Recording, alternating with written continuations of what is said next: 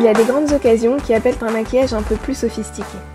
Je vais partager avec vous quelques trucs de pro pour se faire un teint lumineux et structuré, parfait pour le soir. L'erreur qu'on commet souvent quand on veut se faire un teint ensoleillé, c'est d'en mettre trop partout, de façon très uniforme et de finir orange, parfois même avec des taches. Donc je vais vous montrer sur moi comment éviter ces erreurs. On commence par unifier le teint en créant une base lumineuse. Je vais utiliser le fond de teint fluide de la gamme Teint Idéal, mais si vous avez une peau plutôt sèche, vous pouvez utiliser la version crème. Une petite astuce pour réchauffer son teint juste ce qu'il faut, c'est de mélanger à sa teinte habituelle un ton juste au-dessus pour gagner un demi-ton seulement.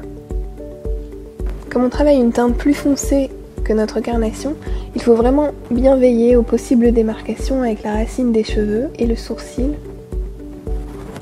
Et surtout ne pas oublier le cou. Donc on applique toujours le fond de teint là où on veut le plus de couvrance d'abord et on étire ensuite vers le reste du visage.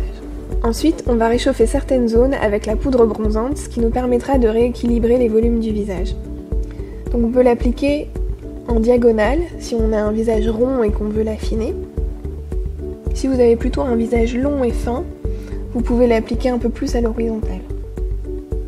L'astuce pour donner du relief et un bel effet dégradé, c'est de toujours appliquer sur le même point, puis d'estomper vers l'extérieur. Ensuite, on va habiller un peu l'œil en ombrant légèrement le creux de la paupière pour donner de la profondeur au regard. Puis on remonte vers la tempe en essayant de toujours rester bien parallèle par rapport à ce qu'on vient de faire sur le creux de la joue. Si vous avez un grand front, vous pouvez prolonger après la tempe et remonter vers le haut. Pour éviter les démarcations avec le cou, on peut également ombrer la mâchoire avec le bronzer, sans oublier de bien descendre dans le cou.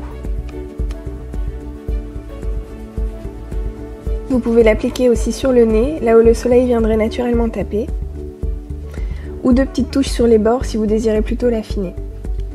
Ensuite, pour sculpter encore plus, on va accentuer le contraste grâce au roll-on Pure Lumière de Teint Idéal. On va l'appliquer sur les pommettes pour leur donner un joli bombé.